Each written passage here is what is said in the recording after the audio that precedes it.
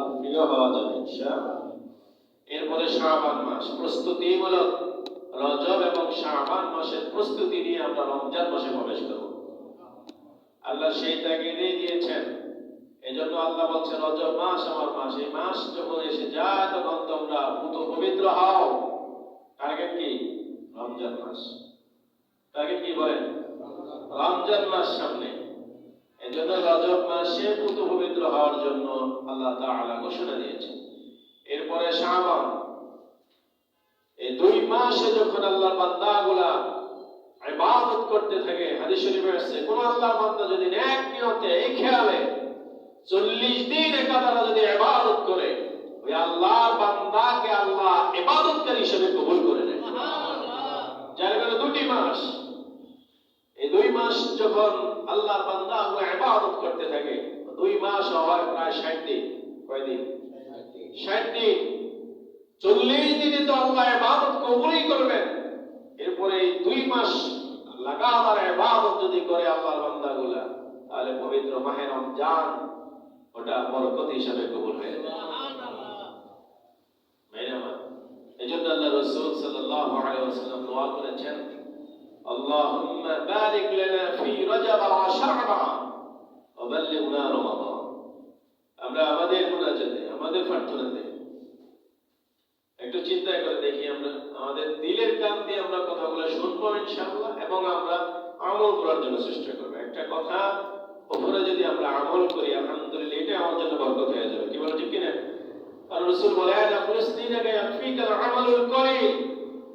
ঈমানকে আগে খাঁটি করো, আর সেটা অল্প আমল যদি হয়, এটা ইবাদতের জন্য যথেষ্ট হয়ে যাবে। মানে বস্তা ভরে আমল করতে হবে এমনটা না। সামান্য ইবাদত, তবে ইবাদত হবে মুখলিস ইবাদত। ইবাদতটুকু হতে হবে আল্লাহর জন্য ইবাদত।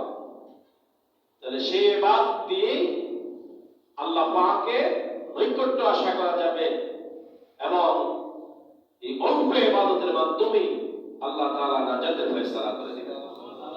আমরা যদি এতটুকু দোয়া করি, আল্লাহুম্মা বারিক লানা ফি রজব ওয়া শাবান। রাসূলুল্লাহ সাল্লাল্লাহু আলাইহি ওয়াসাল্লাম এত প্রিয় আল্লাহর বান্দা, এত প্রিয় যে নবীরে না বানাইলে আসমান জমিন কিছুই হইতো না। ওই নবীর আল্লাহর কাছে দোয়া করে আল্লাহ শাবানের বরকত, রজবের বরকত দান করেন, আর রমজান পর্যন্ত পৌঁছায় দেন। সুবহানাল্লাহ। আমাদের নবী দোয়া করেছেন।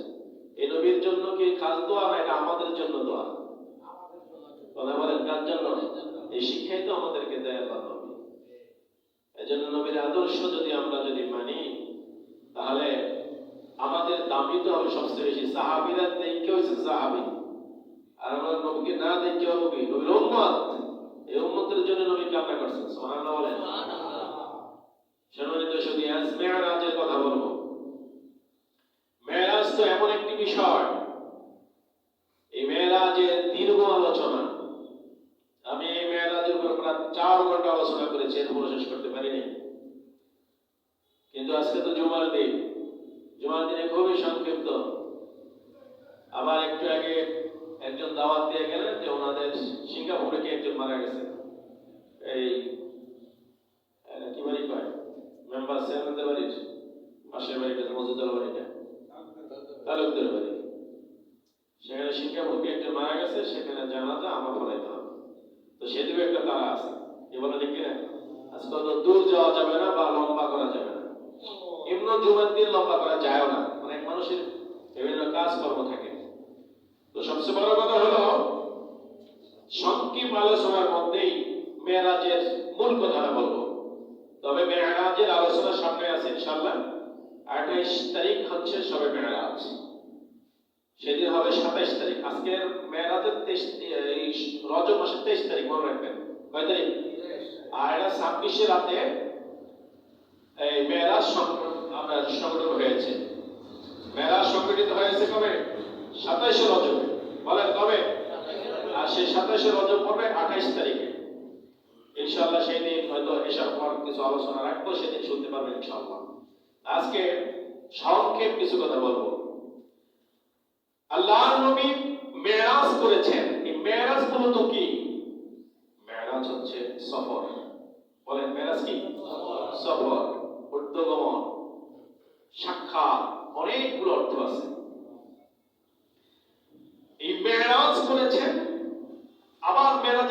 হচ্ছে দিদার। মেরাজের আরেকটা অর্থ কি? দিদার। দিদার বলে কার সাথে দিদার হবে? জোরে বলেন। আল্লাহু আকবার। কেমন নবী আমরা পেয়েছি, যেই নবীর ভালোবাসার টানে নবীকে আল্লাহ নিজে সরাসরি নিয়ে গেছেন তার কাছাকাছি। কবা কৌসাইনি আও আদনা। অনেকে এমন কথাও বলে যে নবীর কাছাকাছি, আল্লাহর কাছাকাছি হতে পারে না। নাউজুবিল্লাহ বলেন। চিন্তা করে বিভ্রান্ত করে আর কি, কিছু লোক আছে এরকম বিভ্রান্ত করতে চায় যে নবী আল্লাহ সরাসরি কাছে না, অথচ আল্লাহ কোরআনে ঘোষণা দেন কবা কৌসাইনি আও আদনা। এতটা কাছে নবী যে আপনি আমাকে দেখছেন, আমি আপনাকে দেখছি। সুবহানাল্লাহ। এত কাছে। সুবহানাল্লাহ বলেন। নবীর নিবেই যখন, তখন নবীর দূরে রাখবে কে? কিতাবে আছে আল্লাহ তাআলা তাবারাক ওয়া তাআলা রাসূলুল্লাহ সাল্লাল্লাহু আলাইহি সাল্লামকে একেবারে সামনে সামনে, কোথাও লেখে যে পাশাপাশি চারের মধ্যে আল্লাহ নবীকে আল্লাহ দেখার জন্য, যে আমি আমার বন্ধুকে যে বানাইলাম, আমার বন্ধুকে আমার একটু দেখতে ইচ্ছা করে, এই দেখার জন্য একে সামনে সামনে নিয়ে গেছে। আমরা যেরকম পুত্রবধূকে দেখার জন্য আমরা যেরকম যাই, পাশে বসান না সামনাসামনি বসান? কি বলে সামনাসামনি না?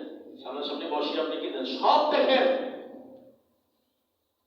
মুখের মুখমণ্ডল তার কেমন, নাক কেমন, চোখ কেমন, ভ্রমণীরা কেমন, কান কেমন, শেষ পর্যন্ত চুলও দেখে, কথা কয় সব দেখে, দেখে তারপরে সিদ্ধান্ত নেয়। আল্লাহ রাসূল সাল্লাল্লাহু আলাইহি ওয়াসাল্লাম কে আল্লাহ তাবারক ওয়া তাআলা তিনি রহমতের নবীকে দেখার জন্য আল্লাহ নিয়ে গেলেন। এই নেওয়ার পেছনে একটা কারণ আছে। কেন নিলেন? অন্যান্য নবী যেমন মুসা নবী আলাইহিস সালাম আল্লাহর সাথে কথা বলেছেন, প্রায় ৩,৫০০ বার কথা বলেছেন। সুবহানাল্লাহ। কতবার? ৩,৫০০ বার আল্লাহর সাথে কথা বলেছেন হযরত মুসা আলাইহিস সালাম। এতবার কথা বলার পরে মুসা আলাইহিস সালামের দয়া হয়েছে, মায়া হয়েছে, আবেগ হয়েছে, এত আবেগ যে আল্লাহ এখন আপনাকে দেখো, আপনার কথা এত মিষ্টি, এত মজা লাগে, এত ভালো লাগে, আপনার কথা শুনতেই মন চায়। কারণ যখনই কথা শুনতে চাইতেন তখনই তিনি দূর পাহাড়ে চলে যেতেন। সুবহানাল্লাহ। সে পাহাড়ের চূড়ায় গিয়ে বলতেন, আল্লাহ আমার তৃপ্তি হয় না, আপনার সাথে কথা বলতে বলতে আমার তৃপ্তি মিটে না, আমার মন চায় আপনাকে একবার দেখতাম। আমার আল্লাহ বলে লাক্তারনি, মুসা দেখতে পাইবা না আমাকে, এই সুযোগ নেই। মুসা নবী আরজি করতেছে বারবার, আল্লাহ আমাকে দেখান, একটু দেখবো। বলে একটু দেখে তো তুমি ধৈর্য ধরতে পারবা না, সহ্য করতে পারবা না, সহ্য ধরতে পারবা না। মহান আল্লাহ যিনি কেমন, সে আল্লাহর দিদারের অপেক্ষায় আমরা আছি। কি বলে ঠিক কিনা?